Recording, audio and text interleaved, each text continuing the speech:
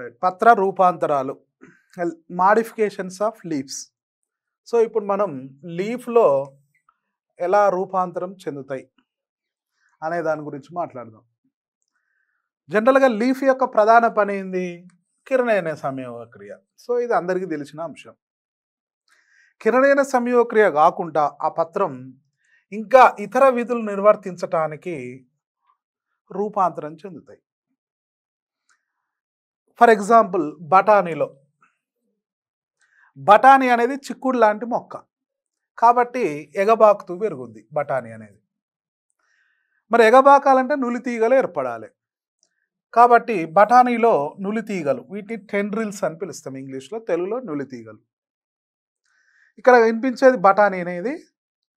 So ఇక్కడ కొన పత్రకాలు నులితీగలుగా రూపాంతరం చెందినాయి. యాక్చువల్గా ఇవి పత్రకాలు, ఇది సంయుక్త పత్రం ఉంటుంది ఇందులో. సో ఫ్యాబేసీలో సంయుక్త పత్రం ఉంటుంది, ఇవి కొన పత్రకాలు. కొన పత్రకాలు ఎట్లయినాయి ఇవి అంటే ఇట్లా నులితీగలుగా మారినాయి.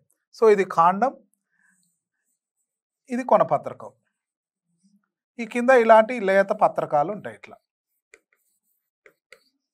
ఇట్లా కనిపిస్తుంది అన్నట్టు. సో కొన పత్రకాలు నులితీగలుగా మారినాయి ఎందులో? బఠానీలో.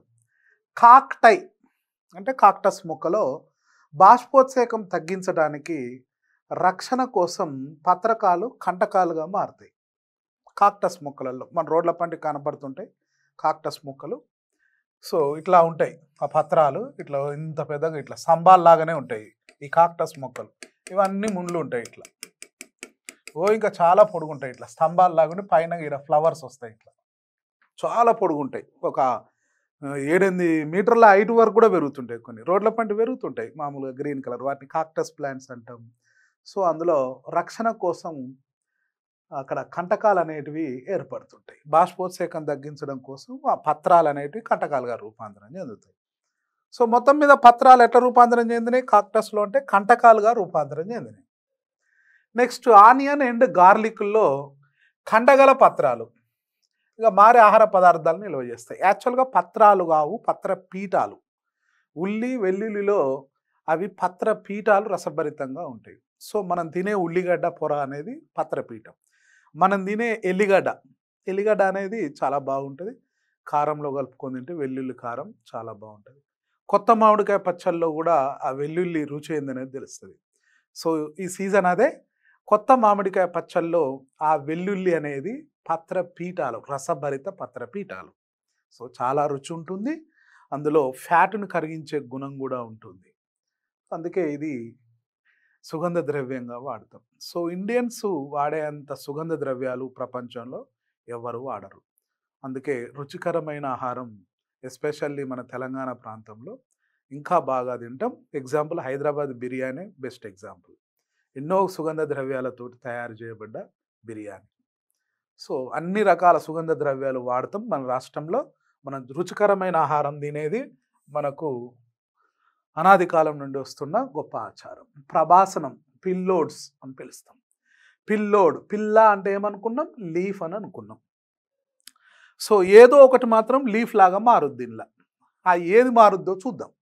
లీఫ్ లాగా మారే భాగం ఏదనేది ఇంపార్టెంట్. పిల్లోడ్లో తెలుగులో ఏమన్నాం దీన్ని? ప్రభాసనం.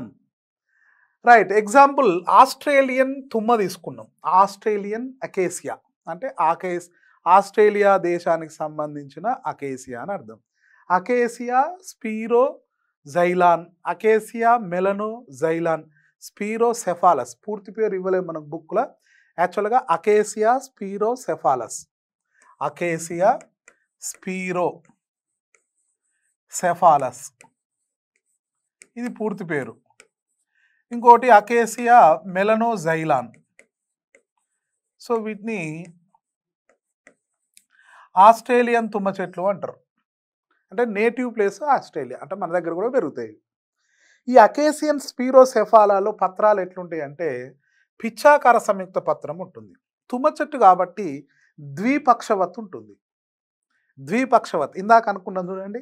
ద్విపక్షవత్ అంటే ఏంది? ఇట్లా పత్రం ఉండాలి, ఇది కాండం, ఇది విన్యాసాక్షం, ఇది రెండవ విన్యాసాక్షం, ఇది రెండవ విన్యాసాక్షం, వీటిపైన పత్రకాలు ఉంటాయి. సో ఇప్పుడు దీన్ని ఏమంటాం? ద్విపక్షవత్ పిచ్చాకార సంయుక్త పత్రం అని పిలుస్తాం. ద్విపక్షవత్ పిచ్చాకార సంయుక్త పత్రం అని పిలుస్తాం. సో ఇక్కడ చూడొచ్చు మీరు, ఇది సంయుక్త పత్రం, పిచ్చాకార సంయుక్త పత్రం.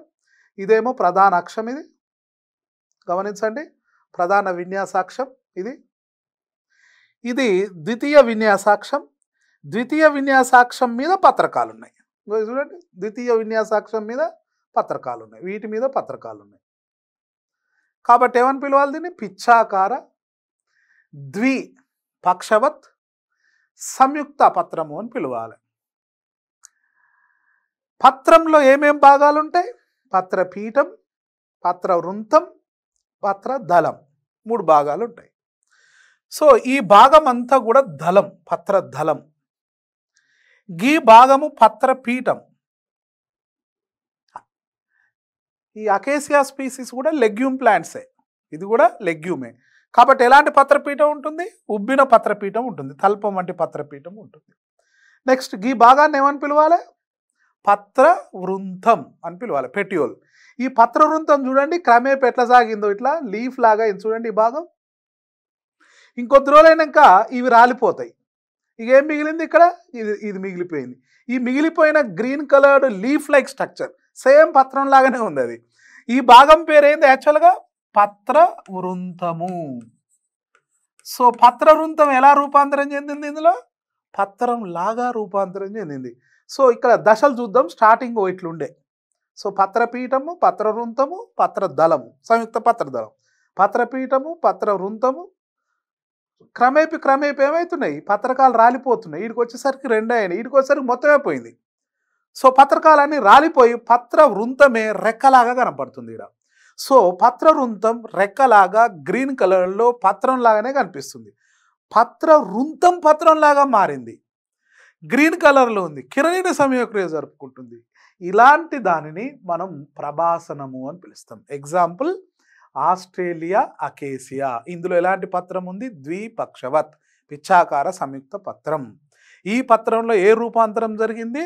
పైన ఉన్న పత్రకాలన్నీ రాలిపోయి క్రమేపీ పత్రవృంతం అనేది వెడల్పై ఆకుపచ్చగా మారి తీర పత్రం లాగానే కనపడుతుంది చివరి దశ పక్వానికి వచ్చేసరికి. చూడండి, ఇక్కడ పత్రవృంతాలు విస్తరించి ఆకుపచ్చగా మారి ఆహార పదార్థాలను కూడా తయారు చేస్తుంది ఫోటోసింథసిస్ జరుపుకొని. దీన్ని ప్రభాసనం అంటాం. ఇది డెఫినేషన్ ఇంపార్టెంట్. సో ఈ పిక్చర్ కాక మీకు గుర్తుంటే ఆటోమేటిక్గా డెఫినేషన్ గుర్తుంటుంది. ఏ భాగం రూపాంతరం చెందింది అనేది ఇంపార్టెంట్. సో ప్రభాసనం అనేది ఏ భాగం రూపాంతరం చెందిన భాగం? పత్ర వృంతం రూపాంతరం చెందిన భాగం. ఇది ఏ రూపాంతరాలలో వస్తుంది? పత్ర రూపాంతరాలలో ఒక రకం. ఏ మొక్కలో వస్తుంది?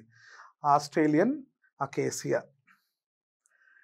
నెక్స్ట్ కీటకాహార పత్రాలు, ఇన్సెక్టివోరస్ లీవ్స్. ఈ కీటకాహార పత్రాలు ఎట్లుంటాయంటే బోనులాగా ఉంటాయి. అందుకే వీటిని కీటకాహార మొక్కల్లో బోను పత్రాలు ఉంటాయి, కీటకాహార మొక్కల్లో. రైట్, ఫస్ట్ 1-2 పాయింట్లు వేరే మాట్లాడుకొని ఇందులోకి ఎంటర్ అయిదాం. కీటకాహార మొక్కలు, వీటిని ఏమని పిలుస్తున్నాం? Insectivorous plants. కీటకాహార అంటే ఏంది? కీటకాలను భుజించే మొక్కలు అని అర్థం. అగ్గో, మొక్కలు ఏంది కీటకాలను భుజించడం ఏంది? ఎస్, కరెక్టే మనం విన్నది.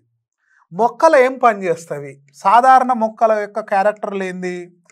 సాధారణ మొక్కలు ఆకుపచ్చగా ఉంటవి, డే టైంలో కిరణజన్య సంయోగక్రియ జరుపుకుంటవి, చక్కగా ఆహారం తయారు చేసుకుంటుంది, స్వంతంగా పిండి పదార్థాలు తయారు చేసుకుంటుంది.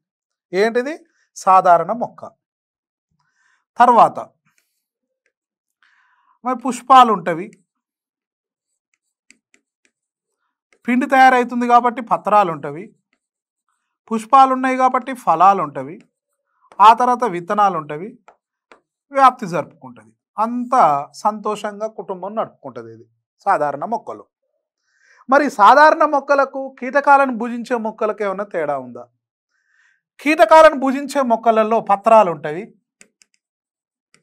ఆకుపచ్చగానే ఉంటాయి కాబట్టి పిండి తయారు చేసుకుంటాయి. ఏం తేడా లేదు దానికి. అయ్యో సాధారణ మొక్కలు ఎట్లుందో సేమ్ కీటకాలను పూజించే మొక్కలలో కూడా బ్రహ్మాండంగా పత్రాలు ఉంటాయి, ఆకుపచ్చగా ఉంటాయి, కిరణ్య సంక్రియ జరుపుకుంటే పిండిని ఏర్పరచుకుంటాయి. పత్రాలు ఉంటాయి, పుష్పాలు కూడా ఉంటాయి. పుష్పాలు ఉంటాయి కాబట్టి ఫలాలు ఉంటాయి, విత్తనాలు ఉంటాయి, విత్తనాలు మొలకెత్తుతాయి, మళ్ళీ కొత్త మొక్కలు వస్తాయి. అంకో ఏం తేడా లేదు కదా. ఈ మొక్కలే అవి మొక్కలే, వీటిల్లో ఏమున్నాయో వాటిల్లో అవే ఉన్నాయి, ఏం తేడా లేదు. ఇక తేడా ఉన్నదల్లా ఏంటిది మరే? ఒకటి తేడా, ఈ మొక్కలేమో కీటకాలను తింటాయి. కీటకాలను తినే మొక్కలను కీటకాహార మొక్కలు అంటాం. ఏం తినకుండా ఉన్న మొక్కలను మామూలు మొక్కలే అంటాం. మరి ఈ కీటకాలను ఎందుకు తినవలసి వచ్చింది? కొన్ని రకాల మొక్కలు కీటకాలను తినవలసిన పరిస్థితి ఎందుకు వచ్చింది? కొన్ని రకాల మొక్కలు నత్రజని లోపించిన నేలలలో పెరుగుతవి. నత్రజని లోపించిన నేలలలో పెరుగుతవి. 1 సంవత్సరం 2 సంవత్సరాలు కాదు, కొన్ని వందల వేల సంవత్సరాల నుండి నత్రజని లోపించిన నేలలలో అవి పెరుగుతున్నాయి. ఫర్ ఎగ్జాంపుల్ నెఫంతిస్, దీన్నే కూజా మొక్క అంటాం. సో ఇక్కడ కనిపించే మొక్క నెఫంతిస్, కూజా మొక్క. ఈ మొక్క అస్సాంలో పెరుగుద్ది. అస్సాంలో అతి ఎక్కువ వర్షపాతం ఉంటుంది. దాదాపుగా సంవత్సరం మొత్తం వర్షాలే పడతాయి. వర్షాలు పడటం వల్ల ఉపరితలంలో నత్రజని అనేది లేకుండా పోతుంది. సో నత్రజని లోపం అనేది సర్వసాధారణం అవుతుంది. ఎందుకు? వర్షాలు పడతాయి, నీరు ప్రవహించుకుంటూ పోతుంది కాబట్టి ఉపరితలంలో ఉండవు. ఈ మొక్కలు అడవిలో పెరుగుతాయి, వన్యంగా పెరుగుతాయి. మరి ఈ నత్రజని పోవటం వల్ల వాటికి నత్రజని ఓడేయాల పోయి ఓడేయలేడు. కాబట్టి ఇది కొన్ని శతాబ్దాల పాటు జరిగిన ఈవెంట్ కాబట్టి నత్రజని లోపిస్తుంది. మరి నత్రజని లోపించడం వల్ల అది ఫుల్ఫిల్ చేసుకోవాలి. అందుకోసమే ఈ మొక్కే కాదు, ఇలాంటి మొక్కలుగా నత్రజని లోపించిన నేలల్లో కొన్ని మొక్కలు ఏం చేసినాయి? రూపాంతరం చెందినాయి. పత్రాలు రూపాంతరం చెందడం ఆరంభించింది. చూడండి, పత్రం అనేది రూపాంతరం చెందుతుంది. రూపాంతరం చెంది కీటకాలను పట్టుకొని భక్షించడం, కీటకాలను బంధించి చంపి ఆ కీటకాలలో మాంసంలో నత్రజని ఎలాగుంటుంది? మాంసం అంటే ఏంది? ప్రోటీనే. ఆ ప్రోటీన్లో ఏముంటుంది? అమైనో ఆమ్లాలు. అమైనో ఆమ్లాలలో ఏముంటుంది? నత్రజని. సో ఆ నత్రజనిని వినియోగించుకోవడం కోసం ఈ మొక్క కొన్ని ప్రత్యేకమైన హైడ్రోలైటిక్ ఎంజైమ్స్ను, ప్రోటియోలైటిక్ ఎంజైమ్స్ను స్రవించి ఆ నత్రజనిని శోషించుకుంటుంది. భూమిలో లేదు కాబట్టి కీటకాల నుండి శోషించుకుంటుంది. అట్లా ఆ మొక్క జాతి సర్వైవ్ అయింది. సో కీటకాలను బంధించి అందులో ఉన్న నత్రజనిని శోషించడం కోసం ఆ మొక్కలలో ప్రత్యేకంగా ఏర్పడ్డ ఎంజైమ్లు hydrolytic enzymes, proteolytic enzymes. So అందు గురించే ఆ కీటకాలను భుజించడం స్టార్ట్ చేసింది. సో సాధారణ మొక్కల్లాగానే కీటకాహార మొక్కలు కూడా కిరణజన్య సంయోగక్రియ జరుపుకుంటాయి. ఆకుపచ్చని పత్రాలు, రంగురంగుల పుష్పాలు, ఫలాలు, విత్తనాలు అన్నీ యాజ్ టీజ్గా ఉంటాయి. ఏం తేడా ఉండదు. తేడా అల్లా జస్ట్ అవి కీటకాలను తింటాయి. అవి నత్రజనిని భర్తీ చేసుకోవడం కోసం తింటాయి. ఇక్కడ అప్లికేషన్ క్వశ్చన్ ఎట్లా అడగొచ్చు అంటే, ఒకవేళ కంటిన్యూగా ఈ మొక్కలకు నత్రజనిని మనం అందిస్తే ఏమైంది? కంటిన్యూగా నత్రజని అందిస్తున్నాం అప్ టు సెవరల్ ఇయర్స్, కొన్ని సంవత్సరాల పాటు సమృద్ధిగా మనం నత్రజనిని గాక ఈ కీటకాహార మొక్కలకు అందిస్తే ఏం జరుగుద్ది?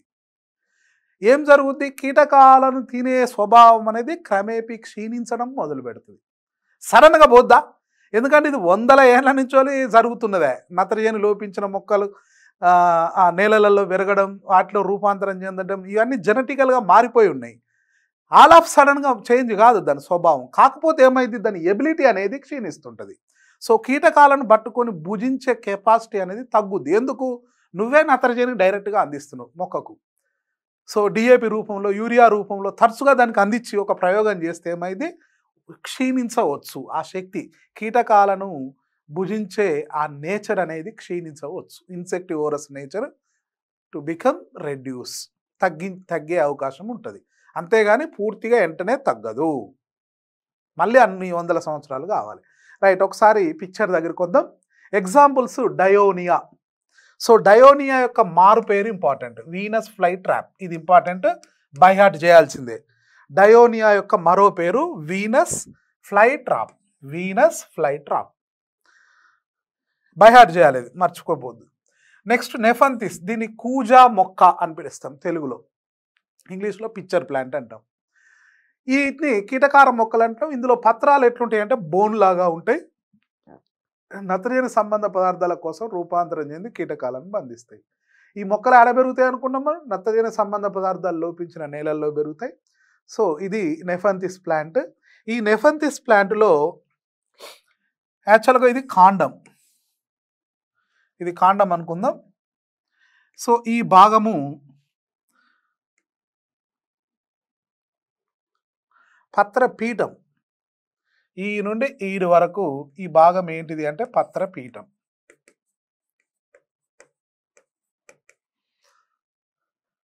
ఈ నుండి ఈ భాగం పత్ర వృంతం, ఇది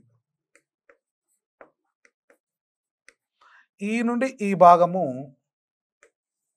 పత్రదళము. పత్రదళం అంటే పత్రం అంటే 3 భాగాలు ఉండాలిగా, ఒకటి పత్రపీఠము, ఇంకోటి పత్ర వృంతము, ఇంకోటి పత్రదళం, 3 కలిపితేనే పత్రం అంట. ఒక్కొక్కటి ఒకటిలాగా రూపాంతరం చెందింది ఇలా పత్రంలో. పత్రపీఠం ఆకుపచ్చగా రెక్కలాగా రూపాంతరం చెందింది పత్రపీఠం. పత్ర వృంతము నులితీగలాగా రూపాంతరం చెందింది. ఈ నుండి మొదలు పెడితే ఈడు వరకు ఎట్లుంది, ఒక నులితీగలాగా ఇంత పొడుగు వచ్చింది. ఇక దళం బోను లాంటి పత్రం తయారైంది, బోనులాగా పిక్చర్, దీన్నే పిక్చర్ లైక్ లీఫ్ అంటాం. కూజా లాంటి పత్ర దళం. ఒక కూజా అంటే ఏంది, ఇక్కడ కనిపిస్తుంది చూడండి క్లోజప్లో, ఇది ఒక కూజా లాగా ఉంది కదా. ఈ కూజాకు పైన మూత కూడా ఉంది చూడండి, ఓపెన్ అయ్యిద్ది క్లోజ్ అయ్యిద్ది, మూసుకొని తెరుచుకునే మూత. ఇది అంచు, రిమ్ము, రిమ్ అంటే అంచు. ఈ లోపల మొత్తం కూడా కుహరం ఉంటుంది. ఇదంతా జిగురు జిగురు వాల్ ఉంటుంది లోపల, జిగురుగా గ్రంథులు అనుకున్నాం చూడండి ఇందాక, హైడ్రోలైటిక్ ఎంజైమ్స్, తర్వాత ప్రోటియోలైటిక్ ఎంజైమ్స్ ఈ అంచులో లోపల వైపు సెక్రేషన్ అవుతుంటుంది. ఎప్పుడైతే కీటకం వీడికి వచ్చి ఇళ్ళకి ఇరుక్కుంటుందో, ఇళ్ళకి పోయిందో కీటకం ఇలా ఇరుక్కుంటుంది, ఎందుకంటే ఈ అంచు అంతా బంక బంకగా ఉంటుంది, ఆ బంకకు అతుక్కుంటుంది, ఆ తర్వాత మూత క్లోజ్ అయింది. లోపల ఎంజైమ్స్ రిలీజ్ అవుతాయి కాబట్టి ఆ ఎంజైమ్స్కు కీటకం చచ్చిపోద్ది, తర్వాత డైజెషన్ అయింది. హైడ్రోలైటిక్ ఎంజైమ్స్, ప్రోటియోలైటిక్ ఎంజైమ్స్ జీర్ణం చేసి అందులో నత్రజనిని స్వాంగీకరణ చేస్తుంది. ఇక్కడ ఏ భాగము బోనులాగా మారింది అనేది ప్రశ్న. కూజా ఏంటది, కూజా మొక్కలో నెఫంతిస్లో ఏ భాగము ఈ బోనులాగా మారింది అంటే ఏం చెప్పాలి, పత్రదళము. పత్రదళము బోనులాగా మారింది అంటే పత్రదళం అనేది పత్రమే కదా, ఇది కూడా పత్రంలో ఒక భాగం కాబట్టి ఇది పత్ర రూపాంతరం ఎగ్జాంపుల్. సో పత్ర రూపాంతరంలో పత్రంలో 3 భాగాలు ఉన్నాయి, 3 భాగాలుగా రూపాంతరం చెందింది. పత్రపీఠమేమో రెక్కలాగా ఉంది, పత్ర వృంతమేమో నులితీగలాగా అయింది, పత్ర దళమేమో కూజాలాగా అయింది. ఎంత మార్పు చూడండి రూపాంతరం చెందింది ఈ ఇన్సెక్టివరస్ ప్లాంట్లో. సో మొత్తం మీద ఈ మొక్కలు నత్రజని లోపించిన నేలల్లో మాత్రమే పెరుగుతాయి. ఎగ్జాంపుల్ అస్సాం. ఒక క్వశ్చన్ చూద్దాం ఈడ, ఇందాక అనుకున్నదే మళ్ళీ రిపీట్ అవుతుంది ఇది. ఇఫ్ ఏ నెఫంతిస్ ప్లాంట్, నెఫంతిస్ ప్లాంట్లో ఇఫ్ కేస్, ఇక్కడ నేను ఏమంటున్నా ఇఫ్ అంటున్నా, ఒకవేళ if a nepenthes plant consistently receives a sufficient nitrogen supply, కంటిన్యూగా సరిపడా నైట్రోజన్ కాక మనం నెఫంతిస్కు అందిస్తే, ఫ్రమ్ ద సాయిల్ అంటే భూమి నుంచోలే అందిస్తున్నాం, what might happen to it's carnivorous behaviour over time.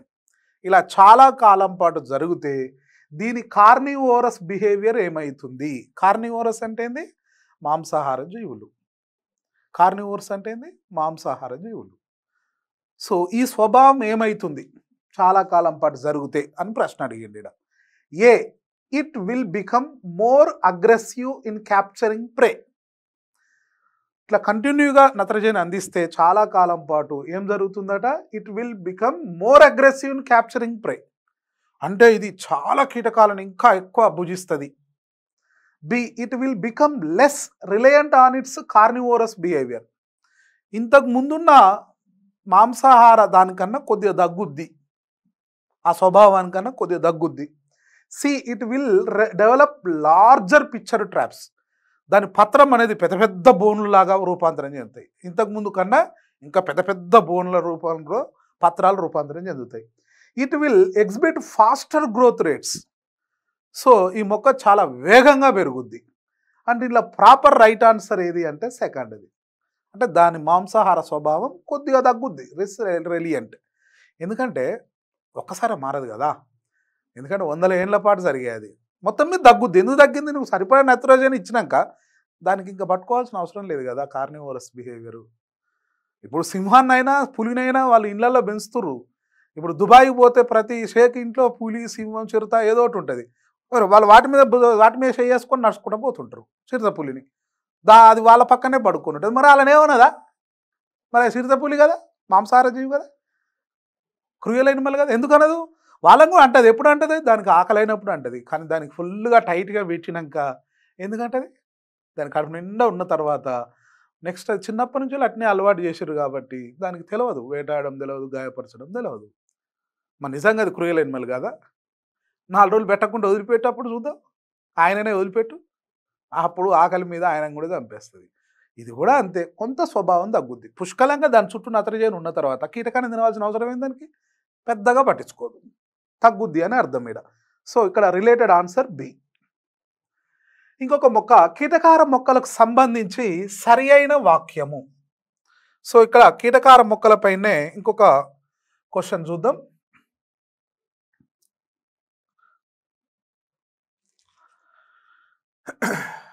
సరి అయిన వాక్యము కీటకాహార మొక్కలకు సంబంధించి ఏ, ఇవి కిరణజన్య సంయోగక్రియను జరుపుతాయి. ఇందాక మాట్లాడుకున్నాగా, ఈ మొక్కలు కిరణజన్య సంయోగక్రియను జరుపుతాయా? ఎస్, జరుపుతాయి. బి, పత్రాలు నత్రజని సంబంధ పదార్థాల కోసం రూపాంతరం చెంది కీటకాలను బంధిస్తాయి. ఇందాక రూపాంతరం ఎట్లా చెందిందో కూడా చూసినాగా. ఎస్, పత్రాలు రూపాంతరం చెందుతాయి. సి, నత్రజని సంబంధ పదార్థాలు లోపించిన నేలల్లో పెరుగుతాయి. అవును, ఈ ప్రధానంగా పెరిగేదే నత్రజని లోపించిన నేలల్లో పెరగడం. ఎస్, కరెక్ట్ స్టేట్మెంట్ ఇది కూడా. డి, నెఫంతిస్లో పత్రవృంతం యొక్క అగ్రభాగం నులితీగగా మరియు పత్రదళం కూజాలాగా నిర్మాణంగా రూపాంతరం చెందింది. అవును, నెఫంతిస్లో పత్రవృంతం యొక్క అగ్రం ఎట్లా మారింది? నులితీగగా మారింది. పత్రదళం ఎట్లా మారింది? బోన్ లాగా మారింది. ఇది కూడా కరెక్టే. సో ఇప్పుడు ఇచ్చిన వాటిలలో ఏది కరెక్ట్? ఏ మాత్రమే, బీసీ, డి, పై 1U కరెక్టే. సో అన్నీ కూడా కరెక్టే. సో యాక్చువల్గా ఇక్కడ పై 1U బదులు ఇట్లా ఇచ్చేస్తే అయిపోనేమో, ఏ, బి, సి అండ్ డి ఇట్లా ఇస్తే బాగుండు. నేను పై 1U అన్నా. సో అట్లా కూడా రైటే, ఇట్లా రైటే, ఇది ఇట్లా కూడా రైటే. సో ఇవి అన్ని స్టేట్మెంట్లు కూడా కరెక్టే. ఎక్స్క్లూసివ్గా అది ఇన్సెక్టివోరస్ ప్లాంట్స్ మీద క్వశ్చన్ అన్నట్టు. రైట్, ఇప్పుడు ఇంకొక చిన్న పత్ర రూపాంతరం ఇది, బ్రయోఫిల్లం. దీన్నే రణపాల ఆకు అంటాం. బ్రయోఫిల్లం, రణపాల ఆకు. ఈ పత్రం ఎట్లుంటుంది? ఇక్కడ కనిపించేది అదే బ్రయోఫిల్లం. రసభరితంగా ఉంటుంది. కుండీలలో కూడా పెంచుతాం. జనరల్గా కిడ్నీలకు రాళ్ళు వస్తాయి, ఇవి తింటుంటారు. సో కిడ్నీ స్టోన్స్ పోవడానికి ఈ రణపాల ఆకుని తింటారు. కిడ్నీ స్టోన్స్ ఎప్పుడు ఎక్కువ వస్తాయంటే ఎండాకాలం వస్తాయి. ఎందుకంటే నీళ్ళు ఎక్కువ తాగం కాబట్టి బాడీలో ఉన్న కాల్షియం క్లోరైడ్ డిపాజిట్ అయ్యి కిడ్నీలలో స్టోన్స్గా మారుతాయి. సో వాటర్ లేక ఈ రసభరితంగా ఉంటాయి కాబట్టి ఆకులు తింటాం. ఇందులో ఉన్న కొన్ని కెమికల్స్ ఆ స్టోన్స్ను కరిగిస్తాయి. ఇక తినగానే 2-3 తినగానే కరుగుతాయి అనేది కాదు. అవి కంటిన్యూగా కొన్ని నెలల పాటు తింటే కొద్దిగా కరుగుతాయి. మరీ సీవియర్గా ఉంటే ఇవి కూడా ఏం చేయలేవు, సర్జరీ చేయించుకోవాల్సిందే, పోయి డాక్టర్ని కన్సల్ట్ కావాల్సిందే. సరే, మొత్తం మీద ఇది కిడ్నీ స్టోన్లకు పనిచేసే లీఫ్, అందుకే ఇళ్లలో పెంచుకుంటారు. ఎడబుల్ లీఫ్ కూడా ఎడబుల్ ఇది. ఈ రణపాలలో వీటిని రణపాల అంచులు అంటాం. ఇలా కనిపిస్తున్నది చూడండి, ఇవి పత్రపు అంచులు. ఈ పత్రపు అంచులలో చిన్న చిన్న మొగ్గలు ఏర్పడతాయి. ఇగో ఇక్కడ ఈ మొగ్గ క్రమేపీ రూపాంతరం చెంది చిన్న చిన్న మొక్కలాగా ఏర్పడుతుంది. సో వీటిని ఏమని పిలుస్తాము అంటే పత్రోపరిస్థిత మొగ్గలు అని పిలుస్తాం. పత్రోపరిస్థిత మొగ్గలు అని పిలుస్తాం. ఎఫిఫిలస్ బడ్స్ అంటాం. ఎపిఫిలస్ ఎపిఫిలస్ బర్డ్స్ అని పిలుస్తాం. ఇక్కడ ఎపి అంటే ఏంది పైన, ఫిలా అంటే ఏంది పత్రం. సో పత్రాల పైన ఉన్న బర్డ్స్ అని అర్థం. ఎపిఫిలస్ బర్డ్స్ అని ఇంగ్లీష్లో అంటాం, తెలుగులో పత్రోపరిస్థిత మొగ్గలు అంటే పత్రం ఉపరితలంలో ఉన్న మొగ్గలు. ఎక్కడుంటాయి? స్పెషల్లీ అంచుల వద్ద మాత్రమే ఉంటుంది. ప్రతి అంచు వద్ద ఒక మొగ్గు ఉండవచ్చు.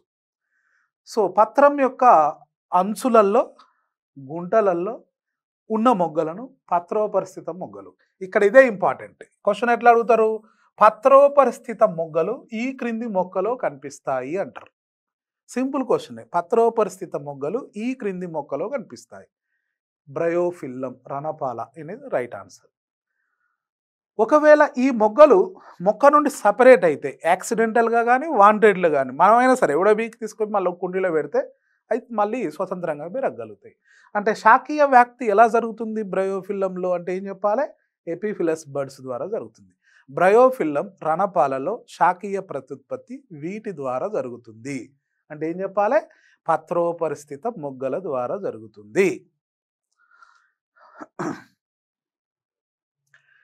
రైట్. నెక్స్ట్ పుష్ప విన్యాసం. ఇది కూడా ఇంపార్టెంట్. ఒక క్వశ్చన్ వస్తుంది ఇందులో, కంపల్సరీ ఒక క్వశ్చన్ వస్తుంది, జాగ్రత్తగా వినాలి. ఒక్కొక్కసారి ఇందులో మ్యాథమెటికల్ రిలేటెడ్ క్వశ్చన్ కూడా అడుగుతారు. నెంబర్ల మీద రిలేటెడ్ అంటే ఒక మ్యాథ్స్ ప్రాబ్లం లాంటి క్వశ్చన్ కూడా అడుగుతారు. పుష్ప విన్యాసాన్ని ఇంగ్లీష్లో ఇన్ఫ్లోరెసెన్స్ అని పిలుస్తారు. ఇన్ఫ్లోరోసెన్స్ పుష్ప విన్యాసాక్షం మీద పుష్పాలు అమరి ఉండటాన్ని పుష్ప విన్యాసము అంటాం. పుష్ప విన్యాస అక్షం. ఇందాక పత్ర విన్యాసాక్షం మీద పత్రాలు అమరి ఉంటే దాన్ని పత్ర విన్యాసం ఎట్లా అన్నాము, ఇక్కడ పుష్ప విన్యాస అక్షం మీద పుష్పాలు అమరి ఉంటాయి. బహువచనం అన్నట్టు. ఒకటే పుష్పం ఉంటే అంటారు పుష్పం. చాలా పుష్పకాలు ఒక విన్యాసాక్షం మీద ఉంటే దాన్ని పుష్ప విన్యాసము అంటాం. మరి పుష్పం దేని రూపాంతరం? ఇది ఇంపార్టెంట్ లైన్. ఇది కాండ రూపాంతరం. పుష్పం అనేది కాండ రూపాంతరం. ఎట్లా చెప్పగలిగినావు అంటే మొగ్గ నుంచి పుష్ప విన్యాసం ఏర్పడుతుంది. ఆ మొగ్గ కాండానికి సంబంధించిందే కదా, కాబట్టి ఇది కాండ. ఇది ఇలా కాండం ఉంది, ఇది లీఫ్ ఉన్నది, ఇక్కడ మొగ్గు ఉంది. ఈ మొగ్గ నుంచి ఇన్ఫ్లోరెసెన్స్ వచ్చింది అనుకో, అప్పుడు దీన్ని మన కాండ రూపాంతరమే అంటాం కదా. కాబట్టి పుష్పం అనేది కాండ రూపాంతరం. ప్రకాండ అగ్రవిభాజ్య కణావళి పుష్ప విభాజ్య కణావళిగా మారుతుంది. సో షూట్ ఎపికల్ మెరిస్టమ్, ఇది షూట్ కదా, ఇది అగ్రవిభాజ్య కణజాలం అంటాం. ఇదే తర్వాత ఎట్లా మారుతుంది అంటే పుష్ప విభాజ్య కణావళిగా మారుతుంది. పుష్పాలు పుట్టడం కూడా దీని నుంచోలే. పుష్పం కానీ ఏ భాగమైనా ఈ అగ్రవిభాజ్య కణజాలం నుండే పుడుతుంది. పత్రం పుట్టాలన్నా అక్కడనే, మొగ్గలు పుట్టాలన్నా ఇదే డిసైడ్, శాఖలు పుట్టాలన్నా, పుష్పాలు ఏది పుట్టాలన్నా అగ్రవిభాజ్య కణజాలమే డిసైడ్ చేస్తుంది ప్రతి దాన్ని. కనుపు మధ్యమాలు సాగవు గనక అక్షం అనేది పుష్పవృంతం అనేది కుదించబడుతుంది. కొన్నిసార్లు ఈ పుష్పవృంతం అనేది కుదించబడవచ్చు. సో అగ్రం వరుస కనుపుల దగ్గర పార్శ్వంగా పత్రకాలకు బదులు పుష్పాంగాలను ఉత్పత్తి చేస్తుంది. సో పత్రకాలకు బదులు ఒక్కొక్కసారి పుష్పాలు కూడా రావచ్చు. అగ్రం పుష్పంగా మారుతుందా లేదా అనిశ్చితంగా పెరుగుతుందా అనే విషయం ఆధారంగా పుష్ప విన్యాసాలు రెండు రకాలుగా నిర్వచించినాం. సో ఈ పాయింట్ గుర్తుంచుకోవాలి. నిశ్చితమా అనిశ్చితం అనే రెండు పదాలు వాడినాయి. సో ఇక్కడ అగ్రం పుష్పంగా మారుతుందా లేక అది అనిశ్చితంగా పెరుగుతుందా అనేది. అనిశ్చితం అంటే ఏంది, నిశ్చితం అంటే ఏంది, ఈ వర్డ్స్ తెలిస్తే చాలు మనకు. అనిశ్చితం, నిశ్చితం.